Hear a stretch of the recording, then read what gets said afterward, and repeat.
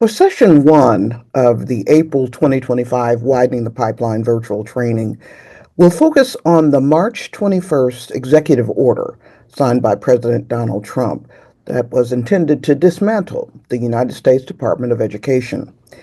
In the weeks since then, there's been a great deal of focus on how that federal policy decision would affect local communities. From the pause and the collection of education data to the cessation of grants for specialized education initiatives, many observers are concerned about how public schools and communities across the country will operate moving forward. So during today's widening training, our guest speakers will provide critically important context about how the elimination of key DOE offices like the National Center for Education Statistics will impact student learning. In fact, our first speaker, Rachel Rush-Marlowe, worked for both the Department of Education and for the NCES before launching Research Ed in 2020.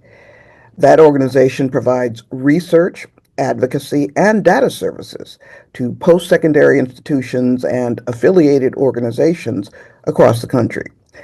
Rachel has also worked for organizations such as the Association of Community College Trustees, the National Student Clearinghouse Research Center, New America, and at Quality Information Partners on contracts for NCES.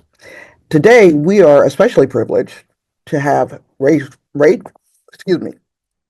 Today, we are especially privileged to have Rachel provide us with the insight into the role that data and research play in shaping the education of American children.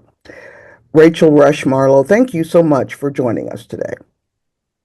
Thank you, Rachel, so much for having me. It's a pleasure to be with you all, and I think at a time when education data is really at risk, it's important that journalists are empowered to know how to use it, where to get it, and what we can do with it when we can no longer rely on the government to be sharing this information and providing the public with the information that they need.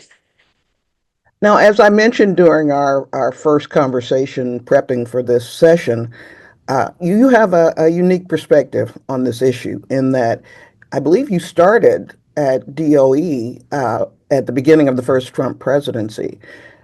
You've had a sort of a span of perception of what's going on there because you also analyze the impact of COVID on education and how the DOE operated. So before you get to the presentation that you've prepared for us, could you give us a little bit of insight into that context?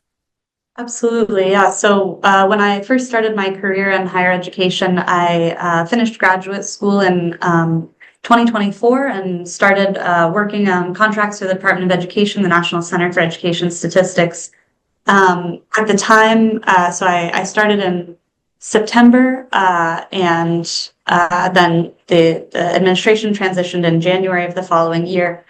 So got to see it kind of from both perspectives, and things changed pretty drastically in January. At that time, I think the administration was notably different than it is today, and that I think, were not anticipating the win. They were not prepared to take office and to take leadership, which, to be quite frank, given how things are going now, was perhaps a blessing at that time. But what it meant then was that they didn't have staff in place. And so our work became incredibly challenging and, in fact, impossible to do as a contractor sitting outside of the department. We had certain staff members that we would liaise with, and they had all either been removed because they were political appointees and they had not been replaced by Trump appointees. And many career staff chose to leave the administration as well. And so we essentially had no points of contact within the department, and those roles went unfilled for at least a year. And after about a year, I decided to move on because it was incredibly challenging to do the work, and it felt like I wasn't able to support students or families through my role because it was incredibly difficult to get anything done. Was and remain incredibly concerned about the impacts that administration had on the Department of Education.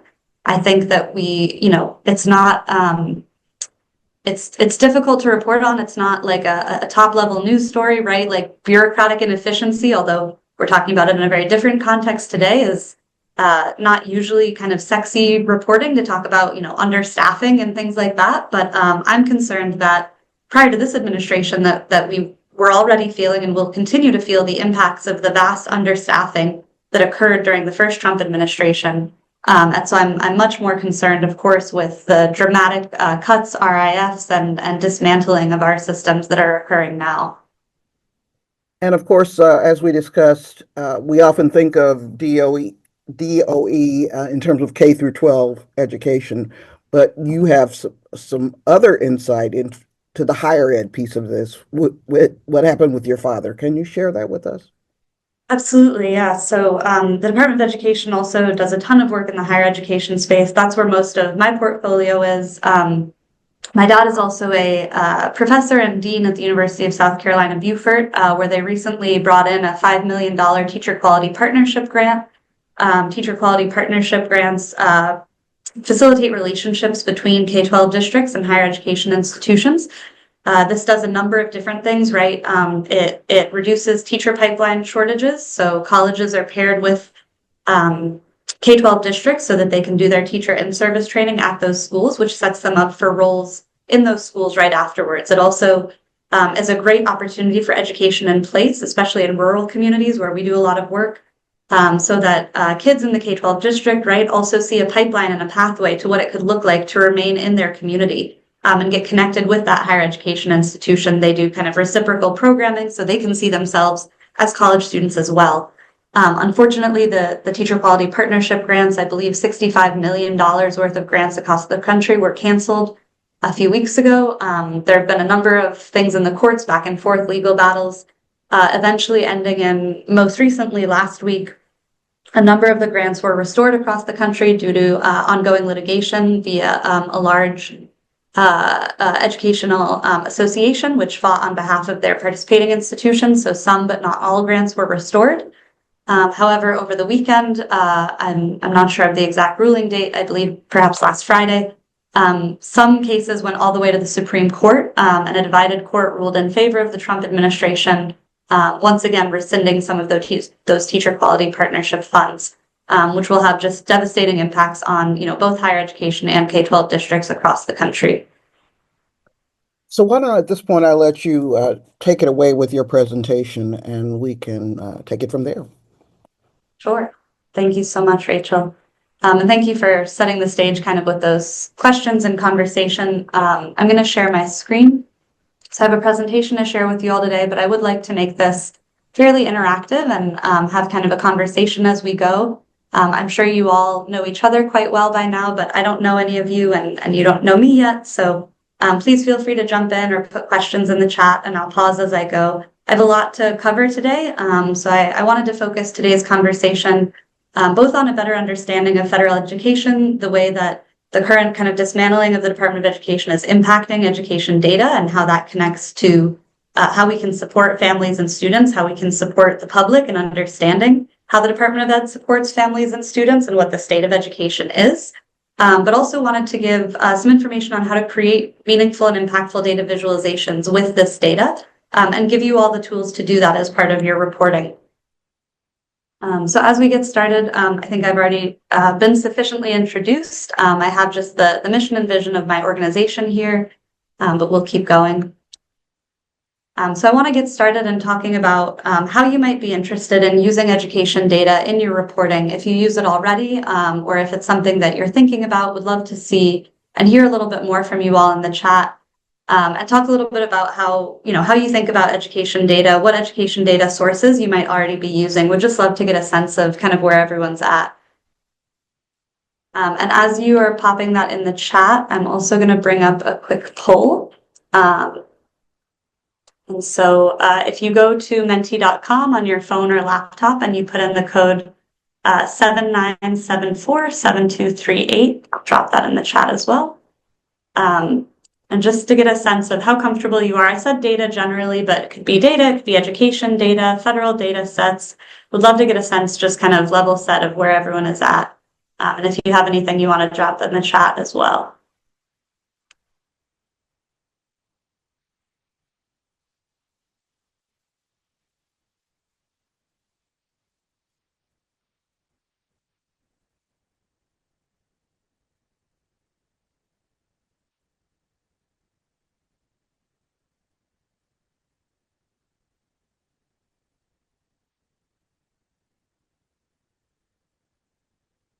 Awesome.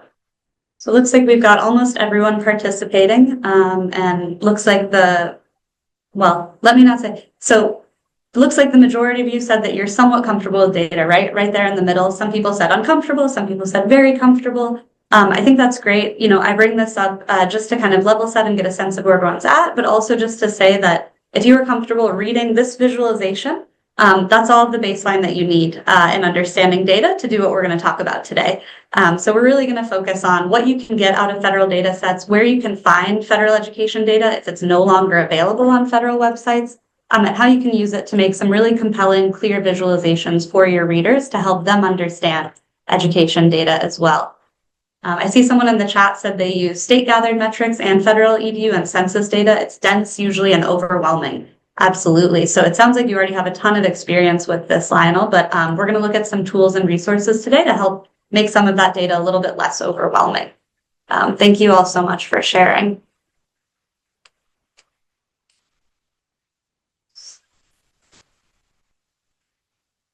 Sorry, bear with me while I continuously shift between different apps and have my whole screen shared. So just wanted to, again, bring that up to say that, I want to make this as accessible as possible. I think this is really easy stuff once you get your hands on it, and can really improve how you access federal data sets and use them. So just a quick overview today. We're going to talk about some different federal education data sets, where you can get those from. I'm going to walk you through something called Power Stats, which is a data lab tool. It's again through NCES, and helps make some of that data a little bit less overwhelming. We're going to talk about data cleaning, storytelling with data, how to make data visualizations, looking at some best and worst practice, and then planning to make your own based on what we've learned today. So I don't know if there's any Harry Potter fans, but federal data sets and where to find them. So I just wanted to give a brief overview of what the National Center for Education Statistics is. It's housed within the Department of Education. They are a congressionally mandated organization that is required by Congress to provide reliable, trustworthy statistics about the condition of education in the U.S. So they were created by an act of Congress. In theory, should need an act of Congress to dismantle them, but we'll talk a little bit more about what's happening with that. So the NCES data includes hundreds and hundreds of data sets with really in-depth information on really anything you could want, I think, at the federal level. And many of the resources are collected at the state and district level as well. And so you can get really granular and look at your local communities through this. So there's kind of 4 buckets, I would say, of the unit of measurement of data that you can get with NCES. There's student level data, so things on enrollment, demographics. So if you want to look at K-12 or higher education, looking at student groups broken out by race, ethnicity, by gender, disability status. There's a ton of rich information there. You can look at performance metrics like test scores on standardized tests, such as the NAEP. You can look at graduation rates, both in high school and college, financial aid and tuition. So I'm not going to read through all of these, but just wanted to give kind of a sense of the types of data we're talking about, the level of data we're talking about. And to touch again on the current context before we get into looking at this in more depth, unfortunately, the Institute for Education Sciences, which is where NCES and all of this data is housed, saw more cuts than any other department within education department. So the acronym here, ED, is what we typically use in the field. A lot of people, you'll see sometimes we'll use DOE. Usually in Washington, D.C., DOE refers to the Department of Energy. And ED is Department of Education. So out of 221 employees, about 47% were laid off from IES. And we're hearing from the field that impacts of this are already being felt. So again, I work primarily in higher education. Outside of research, some of the other work that we do supports colleges and universities directly with their data collections. There was a mandated reporting cycle that's happening right now for higher education institutions. They have to submit their what's called IPEDS data to the Department of Education within the next couple of days. And we're hearing that submissions are failing. The portal is down, all kinds of challenges are being experienced, that typically colleges are telling us they only have ever seen this happen prior during government shutdowns. So the site is typically very stable, easy to access, and right now that's not the case. On Friday, a lawsuit was opened against the Department of Education. The lawsuit was opened by an organization called the Institute for Higher Education Policy, as well as the Association for Education, Finance, and Policy. They're being represented by the Public Citizen Litigation Group to stop the unlawful dismantling of the Institute for Education Statistics. And the lawsuit is seeking to restore all of IES's staff, contracts, and resources. So very much in development. I was working on finalizing these slides Friday afternoon when I saw that news. So things are happening very quickly, and it's hard to anticipate what this will look like. But all of this to say that the future of education data collection in this country is very much at risk, which is why I think it's so important that we're having this conversation, that you all are empowered to use this data, report on it, and share it with the public for as long as we have it. And again, we'll be talking about some ways to access this data should the federal sites go down entirely. So the next thing I want to walk you all through is the PowerStats Data Lab. This is a fabulous user-friendly tool that allows you to look at any of these 100 NCES data sets that we kind of talked a little bit about. It's an interactive website. It allows you to look at kind of higher level data without having to use any statistical packages, or I think Lionel had put in the chat, sometimes it feels really overwhelming. So PowerStats is a great way to get started looking at some data. Doesn't require anything fancy. Like I said, if you have the tools to analyze this Mentimeter poll we looked at, you have the tools you need to look at PowerStats. It does require an account to log in. I am already logged in today, but all you need is an email address to set that up. And you'll get to this page so you can see all of these different data sets available. Things on school surveys, on crime and safety, staffing, national teacher and principal survey. So today, just to give kind of an example, I'm going to walk us through looking at the baccalaureate and beyond. And so if we click here, you can also get some quick information about what's included in the study, the type of data, how regularly it's collected, things like that. So if you're, working on a story and you need a specific data point, this is a great place to come. Or, if you have kind of a theory, maybe that there's something you want to look into, this can be a great place to find some data to back up your work. So I'm going to get launch here. So as you're working through PowerStats, the one thing I'll say to remember is always just look for the kind of green or orange buttons, and those will guide you. If you are looking at this data, the green is always kind of there to walk you through. Oh, wow. I just ran this morning to prep for you all, and it's saying that there's no variables in this data set. Oh, I'm sorry. Always follow the green. I'm always doing this, and I'm like, is it gone? The data's already gone. This just happened. Sorry. So the first thing you need to do, as it says in green, is select an analysis type to begin. So we are going to look at percentage distributions today. Again, just pick something kind of simple to get us started. It's still saying there are no variables in the data set. This is crazy. It is very possible that this data has disappeared today. Wow. Okay. Well, that's great. This is crazy. Okay. We're gonna talk about where you can find data if this happens. I really don't believe that this is gone though.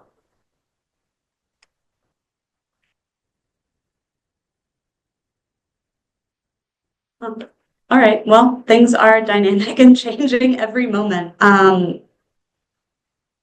Hopefully PowerStats still exists by this afternoon, and I will take a look at this once we're offline and get back to you all, but I'm so sorry about that. This is so strange. So if PowerStats or other sites no longer exist, a few different options. There's something called the Wayback Machine. If you're not familiar, this is an archive website. So you can, go in, type in a URL of a site that maybe used to exist, and it's a nonprofit organization that is archiving the internet.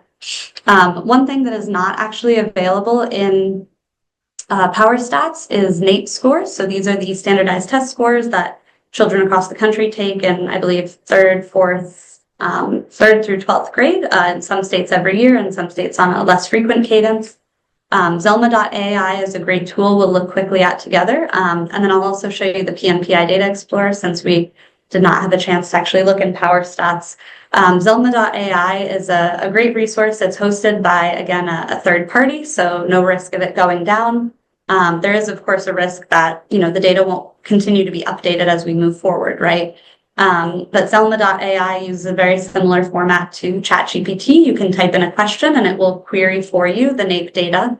The PNPI Data Explorer is formatted in kind of Tableau. The PNPI Data Explorer is focused on higher education and can go down to the district level, which can be really helpful, again, for kind of that local reporting. So we can take a quick look at both of these tools. In Zelma.ai, so you can click on Explore Assessment Data, type in a question, so they have some questions kind of ready for you. So if we just click on math scores in Alaska by grade over time, it won't come up with a new question just to save us a minute. And right here, you can see it generates the visuals for you right away. So you can see for grades 3 through 8, those standardized test scores in Alaska from 2016-17 academic year all the way through to 23-24, with, of course, some missing data during COVID. So you can see the way that these proficiency rates changed over time. I will pull up also the PNPI Data Explorer. I wasn't planning to demo this, but since it seems like our federal data sets are disappearing in real time, we can see here, so this is a really great tool for post-secondary education data. You can select the state, congressional district, or territory you're interested in. So I'll look at Alabama, Congressional District 3. Give it a second to generate, and it'll give you some top-line numbers, information on enrollment and access, college cost, attainment, student debt. And so everything really pretty nice and easy to look at here. And you can also pull these images down directly, choose a new format to download them, export it as a PDF. And so these can be included, as you kind of do some exploring, research, and reporting. So just another great way. And this is all based on different data sets that are from NCES, but they've been pulled into this format for easier analysis. The last thing that I will mention is the Data Rescue Project. So I have it linked here. I'll be sharing these slides at the end of the day. The Data Rescue Project is an incredible, massive data archivist effort. It was actually just covered this morning. I think an article came out in, I believe, the New York Times covering the Data Rescue Project. So they are a group of archivists, researchers, volunteers from all across the country, all different types of expertise that are working to preserve as much federal data as possible.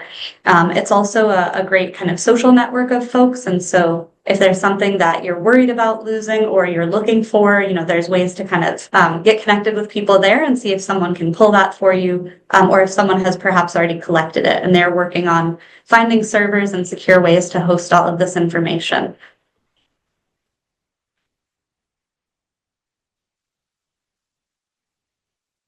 All right. So once you've decided where you want to grab your data from, the next thing that we always have to do is data cleaning. So you want to pull out typos and inconsistencies. So if you're pulling a raw data set, like one of those ones from Census or somewhere else, you might see some inconsistencies in the data, right? It might say NY in some records and New York in another. And if you're thinking about trying to do analysis or build a visualization, right, whatever tool you're using is not going to know that those two are the same, right? Even as AI improves, AI won't necessarily always recognize those as the same variable, and so you need to clean those up. You might want to remove duplicates, think about how to handle missing data, ensure that your data types are correct, right? So for anyone who's used Excel before, no matter what thing you put in there, it wants it to be a date, right? Even if it's not a date. So you need to make sure that's right. And just getting things structured and formatted properly. So my hope for today was to kind of walk you all through a very concrete example and pull some data out of Power Stats. I'm not sure what's going on with Power Stats, but the data that we were going to walk through together and pull out was looking at students that reported that they were either able or unable to maintain their basic kind of needs and expenses during the pandemic. And so what I had pulled out previously, what a time we were living, that was crushing. Yeah, sorry, I'm just looking at the chat. I'm absolutely blown away. I mean, I tested this out like an hour before we got on the call together, so I don't know if it's user error because I'm not doing things sitting by myself calmly, or if it's really gone already, but I will let you all know once I've had a chance to look into it. But I pulled this data out this morning ahead of the call just to save a little bit of time. So we would have pulled this together from PowerStats. And what this is looking at is the number of students who reported that they were unable to meet their essential expenses over the last 12 months as a result of the pandemic. And what I found kind of looking into this, trying to find something for us to explore today, was that almost double the number of students who reported having a disability had challenges meeting their essential expenses. So I thought that was something kind of interesting that we might want to look into. When we pull the data from PowerStats, it's pretty high level, it's pretty clean, but again, if you want to create a data visualization, do something with this in your reporting, right? This is still pretty messy. You have these estimates, you have standard errors, you have all of this at the top, right? That none of this is going to go into a visual. And so just to save a little bit of time for the example today, I cleaned the data up outside of the call. And so this is what we would be using to create our visual. So we have a column for disability status, disabled and not disabled, and then those students that answered yes, COVID-19 was a reason for me failing to meet my essential expenses. So we can see about 9% of students without a disability reported that that was the case, compared to 16% of disabled students. So it would have been really fun to discover that together in PowerStats, but here we are. So this is what the cleaned up data looks like. And depending on the type of data you're working with, how many variables you have, you can do it kind of manually, as I did here in Excel, just pulling out the pieces that I needed. If you have a larger data set, there are some tools and programming that you can do for that. So just want to kind of highlight those options based on what you're working with. So connecting the data to your story, right? None of this matters if you don't have something else to say to go with it. So wanted to spend a little bit of time talking about, what story your data is telling, how you want to incorporate that into your reporting. Today, for example, I was hoping to look into PowerStats and just kind of see what interesting things we could find, right? We didn't have a particular story that we're working on together. We're just exploring if there's something that needs to be told, right? And when I was preparing for today and I found this thing that said, where the data showed that disabled students were much more likely to have had difficulty meeting expenses during COVID, I thought that was really interesting. Perhaps that's not interesting to others who are more familiar with the disability space, right? That might just be consistent with what we know to be true about disabled students and their ability to meet their financial needs, but maybe there's a story here, right? So I would want some more information about disabled students and non-disabled students as I build together what might be a story around this data and around a visual I might want to create.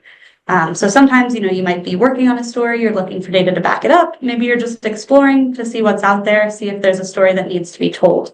I think both can be valid, right? But we have to be really careful of cherry picking data and thinking about our own biases and how our biases can impact the stories that we tell, right? And what we see in the data. And so in order to be effective creators of our own compelling stories and data visualizations, we have to be critical consumers of others, right? We have to be critical about our own biases, what we bring to the table in this work. And so to start out that conversation, I have some examples of data visualization and what not to do. I know that's not usually how you start things, but I think it's a fun way to get thinking about data, thinking about how we might want to use education data in our stories and visuals by looking at some examples of what works and what doesn't work. And so silly little cartoon here, right, of cherry picking, or I guess maybe apple or number picking. He's asking her to pull out an 84 because it would look really good in their report. So the first one here is a pie chart. There's nothing wrong with pie charts inherently. It's a very clear, concise way to show something, very accessible to most readers. But there's usually a better way to show data, I think, right? I don't usually recommend pie charts. It's just not very interesting to a reader. If you're going to make a pie chart, it can just as easily be a sentence in text, I think, except for this pie chart, right? This is obviously perfect. Donut charts are a type of pie chart. They just have the center missing, just like a donut, right? Like this visual here. Again, I'm not a big fan of donut charts. You know, they're not any different really visually from pie charts. And they're not necessarily the best way to display all types of information. So in this visual, we're looking at how much of each generation's spending goes to restaurants. So we see these 4 different generation categories and the percentage of their income that they spend. I think there's a couple different things here, you know, besides me personally just thinking that donut charts aren't a great way to display information. I think there's a particular issue here with this visual also that I want to tease out a little bit with you all. So I'm wondering if you want to come off mute or just put in the chat, what's something that you notice? Like, what's the first thing that stands out to you about this image? What are you thinking about when you're looking at this? I'm thinking that the color pattern or whatever is not compelling. Yeah. Color choice is really important in visuals, right? And so, you know, hot pink, it's cutesy, it's a donut, but what is it really telling us? All I can see are donuts, yeah. The sprinkles are distracting. Yeah, it's not in order, Kirti, that's a great point. Right, and it's kind of strange also that they have them decorated as donuts because the visual has nothing to do with donuts.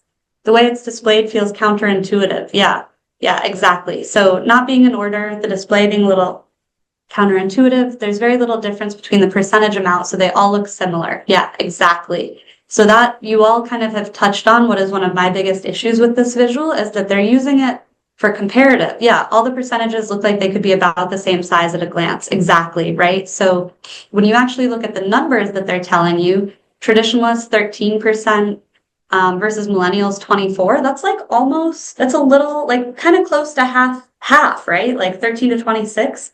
So that would be the thing that's most interesting to me, right? Is to say that millennials spend almost twice as much of their income on restaurants as traditionalists. But when I look at this image, that's not what pops out at all, right?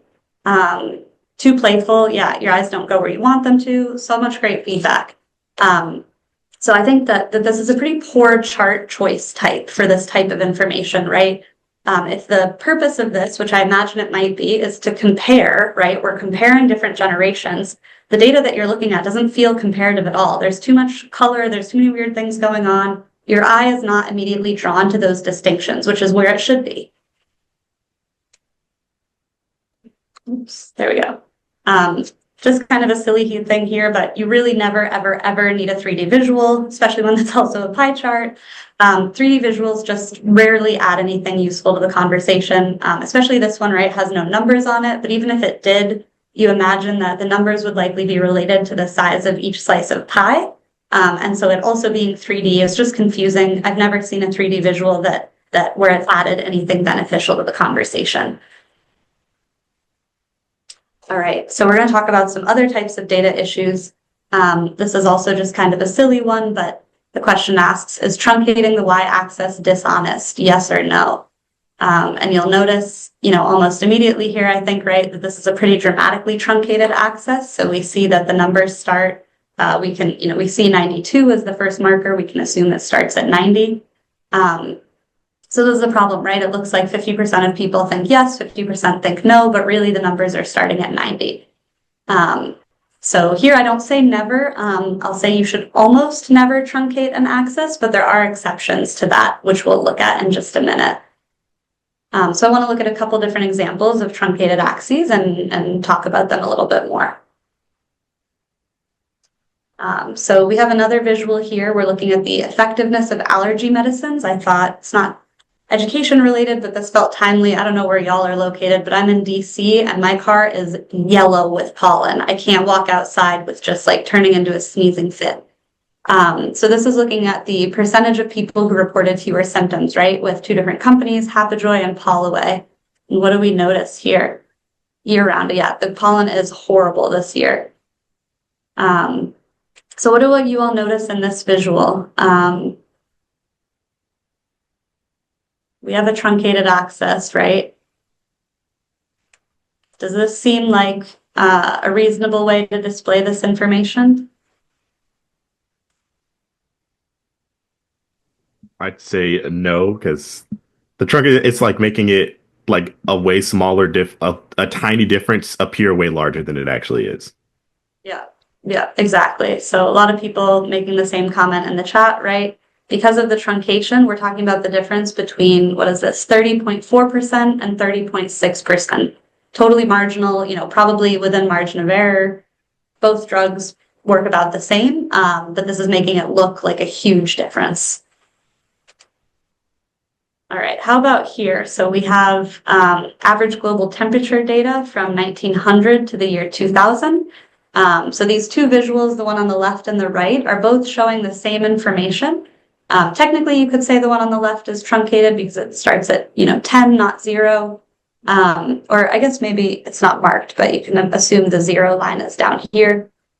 The one on the right-hand side is truncated starting from 55.5 to 59.5. What do we think about this truncation on the right?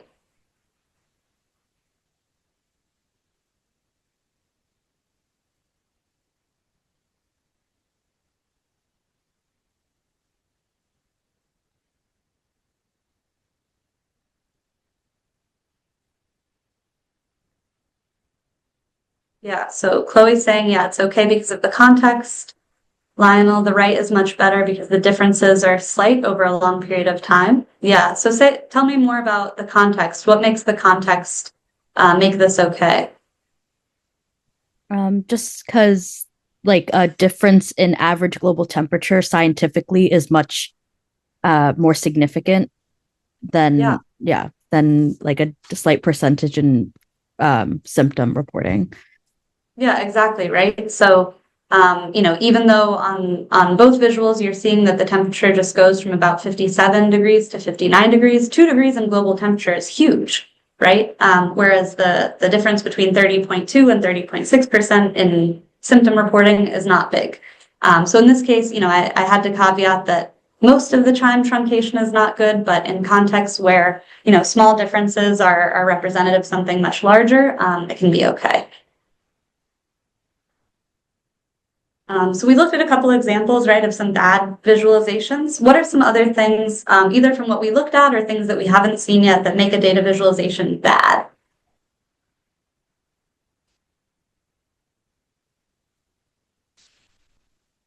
And yell it out, pop it in the chat. Yeah. One thing that I tried to avoid personally, can you guys hear me, by the way? Mm-hmm. Yep. Okay. Is decimals and things like that if they're not necessarily, I guess, vital to the context. Like, for example, in temperatures over a long period of time, because of the significance of the small differences, I think that would be something more appropriate for that context rather than, something else that is that can be rounded up or rounded down to keep it neat. Avoiding, of course, misrepresentations of it by doing so. Like if you don't want to round up too much, obviously, or too far down, because it might skew it in the way that we're talking about. Right, absolutely. I see other ones in the chat: misleading, unclear, hard to read. We saw some of that already, right? The donut chart was a little bit unclear, hard to read. There can be misleading data, all great responses. So when we talk about what makes a visualization bad, I would say it typically falls into 3 categories: incorrect, illegible, and, for lack of a better word, bullshit, right? Some visualizations have data that's incredibly off or misleading, whether or not that's intentional, right? They're just wrong. They're not representing what they claim to. And so all of these things below kind of fall into those 3 categories. So the scale might be inaccurate, right? We haven't really looked at that yet. Axis truncation, we saw a lot. We saw some poor use of coloring, right, with the donuts. As Rachel mentioned, data can be overwhelming. You can have the wrong chart type. Again, I think the donuts, were the wrong chart type for that kind of comparison. The context and storytelling might not match the visual. And then poor data handling, right, can happen. Whether or not it's intentional, right? You might click on a column and it, changes something in a way that you don't anticipate. You don't notice it when it gets into the visual. Or it can be intentional, right? It can be people promoting misinformation through poor data handling, purposely trying to obscure what something's actually showing. So we're going to look at just a couple more examples of this and then get into making our own visual. All right, this is one of my favorites because it's so goofy. What's wrong with this picture?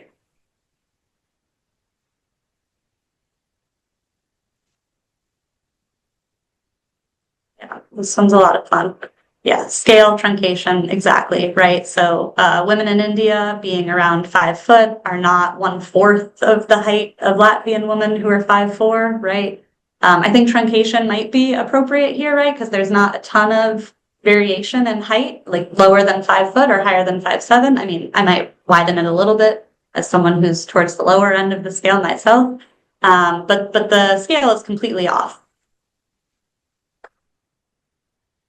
Oops. All right, this one is a little bit harder to read. I apologize, it's blurry at the bottom.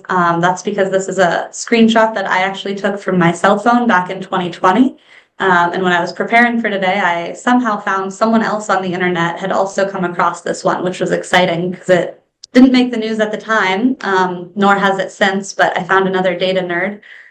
So this was actually some reporting that was done by the Georgia Health Department early on in the pandemic.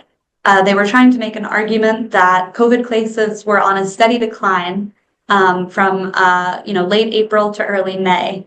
And to show that, they provided some data from their 5 counties with the highest COVID rates to show the decline.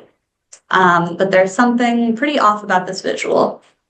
And again, it might be a little hard to see. I know the axis is a little blurry, but let me know in the chat if you see what's a little off here.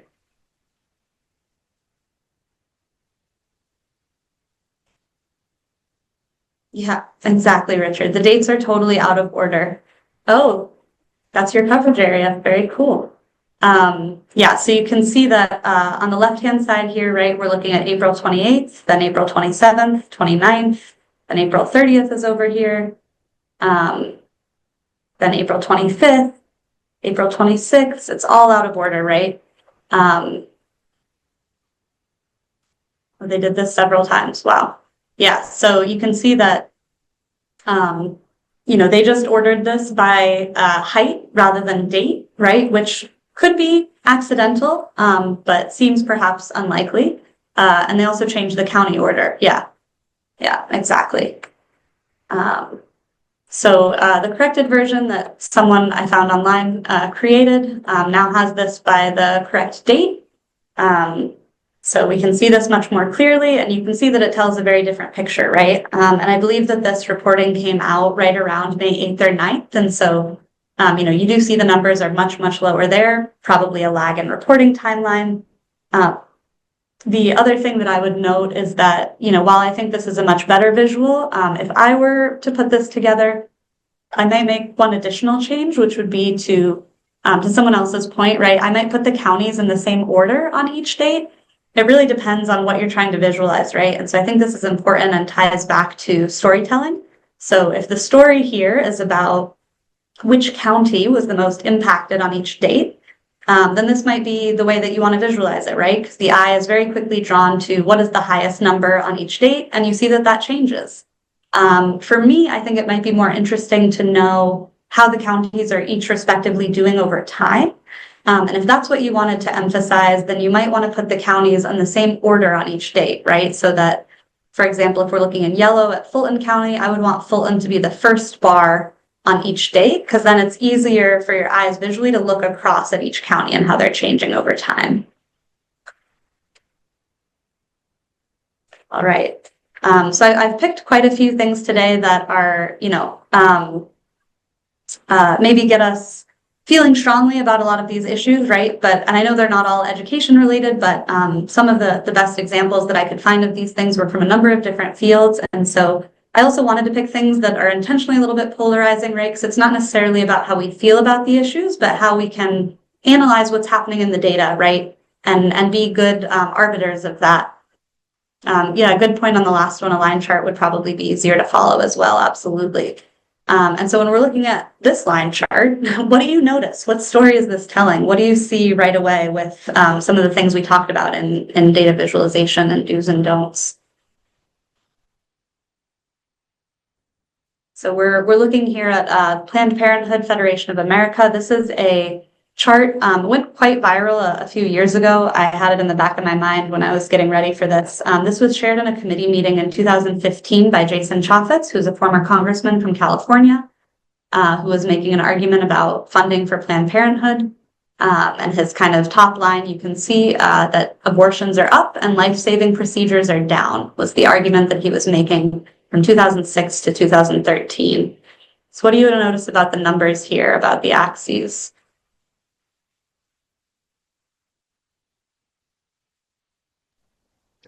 Well, for one, I'm not sure how related cancer screenings are to abortions directly. That kind of stands out to me as odd. Um, Yeah, definitely. Yeah, so I think yeah, I I don't just don't think, understand the comparison at all, just looking at it, yes, so I'm not sure. yeah. So I think the argument that he was trying to make is that Planned Parenthood funding should be primarily focused on life-saving procedures, right? And that here that's not the case. Yeah, a lot of things popping up in the chat about the y-axis, right? So this is, even though there's no labeling for either of the y-axes, it is kind of a dual axis graph, right? So the y-axis is not the same for both lines, which is very misleading. Yeah, 935K is lower than 289. 287 is higher than 935, right? Yeah, also it's like just randomly drawn lines, right? The data is probably not perfectly linear. Yeah, all great points. So pretty messy here, not really showing anything that you can make sense of with where the numbers are and the lines. So if we go to our next slide here, so on the left-hand side, you can see the data normalized with one axis that has, the lines shown with the same standard for both.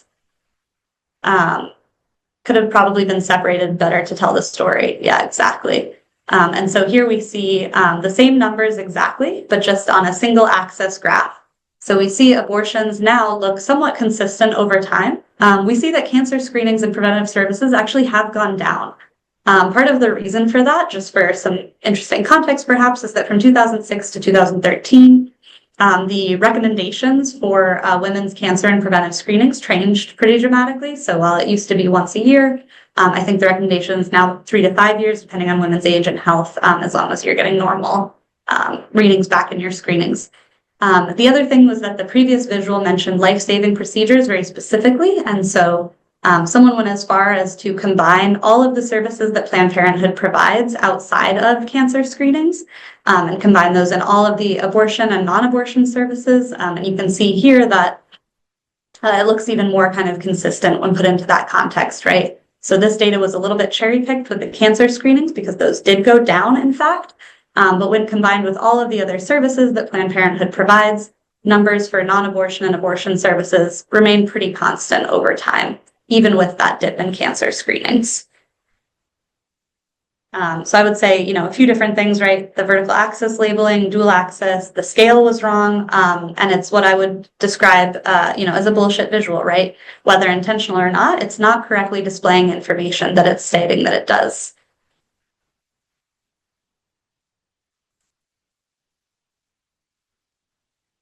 All right, so we're going to talk about planning visuals of our own. So when you're doing that, the first thing that I would encourage you all to think about is what your goal is, right? What kind of storytelling are you trying to do? Do you want to convey a single data point, or are you trying to show comparisons, distributions, trends? So these are kind of a few of the options when we think about what it is that we're looking to demonstrate with our data. As you do that, after you've kind of figured out your goal and what it is you'd want to do with your data, it's important to think about what kind of data you're looking at. Yeah, just looking at the chat, the problem is these bad visuals get used wisely. People don't understand and how to fact check them. Yeah, a lot with climate denial. Absolutely. Tax cut charts. Really interesting. Awful. So the first thing in understanding your data you want to think about is what kind of data you have. Is it continuous or categorical? So for folks who are less on the comfort end of data, nothing to panic about with this, right? Continuous numbers 1 through 4, 1 through 100, whatever it is, categorical or categories, right? So in the data that we looked at, we have disabled students and non-disabled students, right? So I would identify that as categorical, even though, we are looking at quantitative data, so there are numbers involved. We're looking at categories. You also want to think about how many variables you want to visualize. In our case, we kind of have 2, right? We're thinking about disabled students and non-disabled students and their financial stability. how big is your data? Do you have 3 or 4, 2 data points like we do? Do you have thousands, right? That might impact how you want to build your visual. Is there a time or geographic component? So as somebody already mentioned, kind of with time, you might want to use a line graph, geographic component. It can be helpful to have mapping data. Is there race, ethnicity data or gender data involved? If so, we don't have a ton of time to get into it today, but there are amazing best practice guides out there. I think just kind of basic stuff, right? If you're doing gender data, everything female shouldn't be pink. But there are really extensive guides online that can help you think through this. And then today, we're talking about federal data sets. That's all pretty aggregated, so no privacy concerns, but that might be the case in other projects that you work on.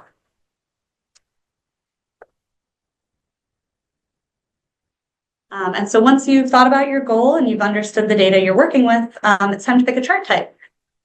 So again, depending on what you've thought about in terms of your goal and the data that you have, there might be different chart types that are more a better fit than others.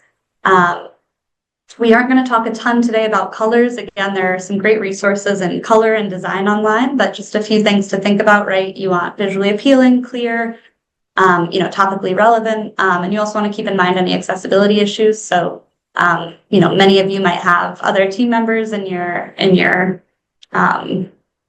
papers that deal with that. But as you're working on data visualizations, there's also some great tools online to check for 504 compliance. And if you need help thinking about which chart type you want to use, why can't I? There we go. One resource I wanted to share with you all is called a chart chooser. The one I'm using today is from HighChart. So this is a free tool to help pick the chart type you might want to use based on your data and goals. So you can pick here what data type you have, whether it's categorical or continuous. So I'll pick categorical for ours, and then what your objective is. So do you want to make a comparison? Are you looking at composition, distribution? We're going to look at comparative data, right, between disabled and non-disabled students. And so here are some options they give. I take issue with the donut chart, but, that's just me. So you can see columns, tree maps, bar charts, and how they match with our objectives and data type.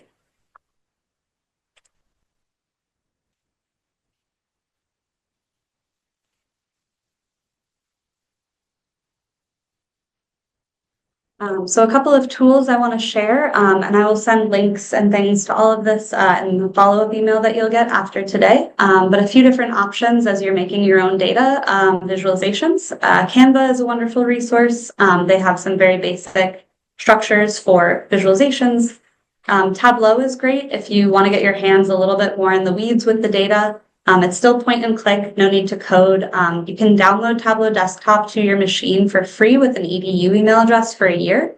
Otherwise, you can still use Tableau for free in perpetuity. The only distinction is that without a paid account, any visuals that you want to publish get published to a public site in your name. So if you're working with any sensitive data or anything that you're worried about, sharing ahead of press time, not a great option. HighCharts and Flourish are both really great online platform options that have free versions. HighCharts is what we just used for the data chooser, and you can also build your chart in HighCharts. The one that I'll quickly show you all today is called Raw Graphs. We'll work through our Power Stats data with that. And then, of course, Excel, right? Simple, basic. You can make lots of different types of charts in Excel. This never want to let me escape. There we go. So if we go to raw graphs, which is one of the options, you can just paste your data in. You can upload it if it's bigger.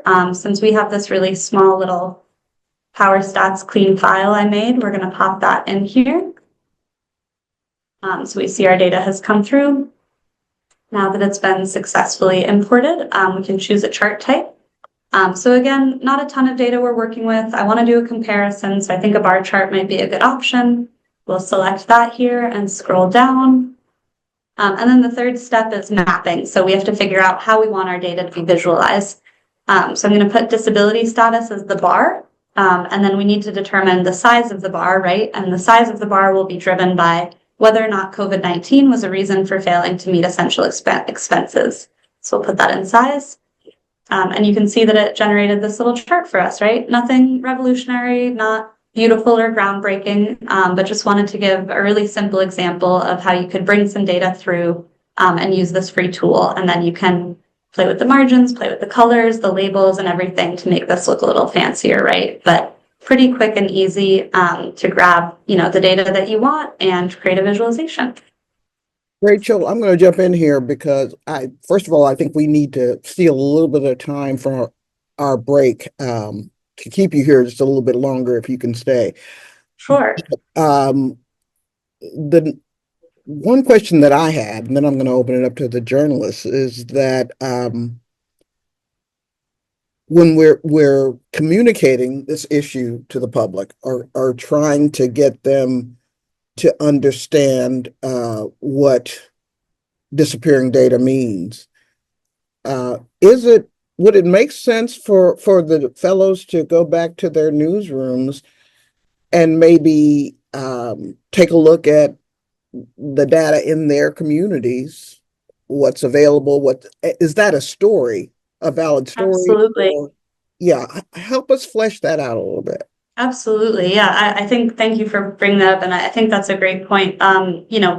You can't make, any analysis or decisions about things that you can't measure, right? And the federal government removing all of this and anything, even I think, that trickling down. So the data sets that I described today are federally collected, but they're federally collected about local communities, about local districts. And if we don't have that information, that's hugely impactful, particularly for our marginalized students and marginalized communities, right? Communities of color, rural students, low-income communities and students. The federal government provides, through the Department of Education, provides resources. I think there's a huge misconception that the federal Department of Education sets scripted curriculum or, mandates a lot of things. That's really not the case. More than anything else, they are an accountability measure to make sure that, for example, the Department of Education's Office of Civil Rights, they take care of civil rights complaints coming from schools or from parents, right? If a student with disabilities is not receiving the services to which they're entitled, the Department of Education will send investigators to look into that. If we don't know how many civil rights cases are being opened against different districts, how do we know which of our students are at risk? I think this is absolutely a story. And one of the resources that I have on the page here, Open Campus, they just created, again, it's higher ed specific, not K-12, but it is focused really Open Campus, always on local communities. And they have a new Higher Ed Under Pressure resource center for journalists, in particular, working on these topics. So they have issue primers, source recommendations. They can help you interpret how national moves might impact your local data, your local communities. And they also have a Slack channel, virtual briefing calls, lots of different things. So I think that this is absolutely a story, Rachel, and this disappearing data is going to be really detrimental to our communities and to our understanding of even how detrimental it is, because we can't collect information on how poorly people are being served or how well people are being served or what resources students and families have access to. If we have a couple of pressing questions, can I see some Zoom hands if somebody, or put it in the chat? Let's see. Here's another sort of a devil's advocate question that I want to put to you while we wait to see if the journalists have one. One of the story links that I sent to the journalists to prepare them for this conversation was President Trump using the test scores in Baltimore or achievement record in Baltimore and saying, we've been spending all this money, collecting all this data, and in many schools around the country, the scores are still low and the performance is still bad. So what would you advise a journalist who is putting together a story like this, how to anticipate that or how to communicate that to the public? Yeah, absolutely. I think test scores, despite my work in higher ed primarily, you've touched on something I care very deeply about. In my early career, I worked much more in K-12, and I think that standardized test scores and the use of standardized test scores to make decisions about district funding is really detrimental to our communities. The usage of these standardized test scores data and underperforming schools in this kind of narrative that those schools are doing a disservice to students or should be punished, I think really takes information out of context, right? So I think a lot of the conversation that we had today, right, is about context and storytelling and how do you put the data together with a narrative. And I think that my response to that and how I hope others would respond in investigating these topics is to look at who are the students being served in that community? What resources does that school have, right? To make kind of a comparison in the higher education space, we work with a lot of community colleges that have graduation rates that are in the 20%. We work with a college that brought their graduation rate from 10% to 20% in the last year, and they won a national award. And that's because I think when we're talking about our students and their needs, we need to put it into context, right? We need to think about who we're serving, what their needs are. Community colleges traditionally serve students that couldn't afford to, or maybe didn't have the academics to make it somewhere else. And so the other option might have been that they didn't go to college. And so when you put it into that context, you're talking about students, and I think the same is true in local communities, right? And at the K-12 level, you're talking about communities that have huge issues with food scarcity. You're talking about communities that maybe are living in places where their students don't feel safe walking to school or walking home from school. You're talking about places where parents are working 1, 2, 5 jobs to make ends meet. And when you're talking about places like that, schools need more support, not less, right? We know that teacher quality is the #1 in-school factor that changes a student's trajectory, right? It is the most important in-school factor impacting student success. In-school factors are nowhere near in comparison to the importance that out-of-school factors play in a student's success. The neighborhood you live in, your access to food, your access to books at home. And so there's only, education can be the great equalizer, right? But it's not the only thing. And schools are expected now more than ever, I think, that we've finally begun to acknowledge that not all students come from the same households. Schools are being expected to fill that gap, right? And when they can't, we see that they're penalized, right? And the way that our education systems are structured, in part from policies that, originated all the way back to the Bush administration and No Child Left Behind, test scores are what are being used to determine a school's value and a school's success. And I think that's taking data really out of context and not telling the full story of, are there bad teachers? Are there bad schools? Sure, of course. But I don't think that that's the story that we should be telling here. And I don't think that's the true story in most places. Most teachers are working really, really hard for their communities and their students. Most schools are trying really, really hard to make sure that students are successful, but there's only so much that they can do when kids are coming to school hungry. And many kids across the country are coming to school hungry, and that's not reflected in test scores, except in that they might not be performing as highly, right? I think that we also have to discuss and acknowledge the racist underpinnings of these standardized tests and of the way that they were created, and of the fact that they don't acknowledge the variety of backgrounds that students come from, the variety of ways in which students learn. And I think that, more broadly, and this is more of maybe my own personal soapbox, but I think standardized tests overall are a really poor way to assess what students are learning. Students are being asked a number of standardized questions that have no relationship to the joy and inquisition and creativity that is happening in our schools.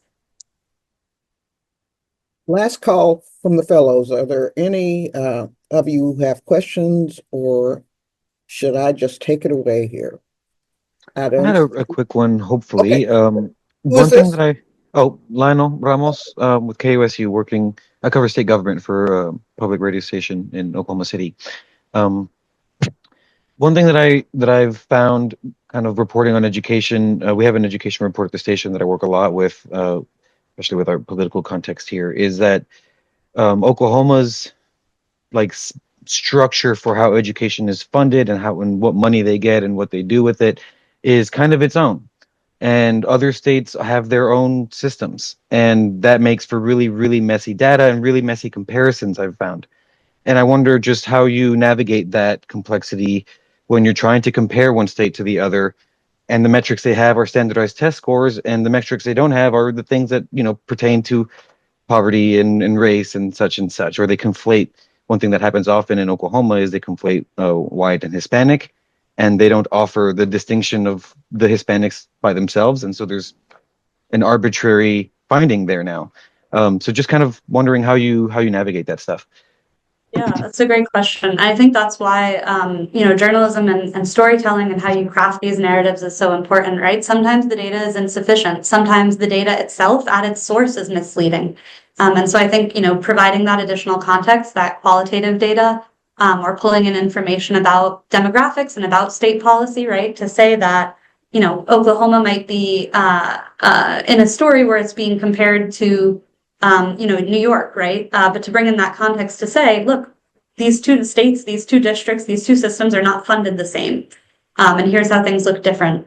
Another way that we sometimes do this in some of our research and reporting, and again, primarily in higher education, but we just wrapped up a big report looking at some state finance laws in California that impact the community college system there. So California collects their data a certain way, California is funded a certain way. But we picked a couple of states across the country that have more similar funding metrics. So we looked at California, Washington State, and North Carolina, I believe, and pulled some federal data sets. So the data there is a little bit standardized, right? Even if it doesn't capture different state policies.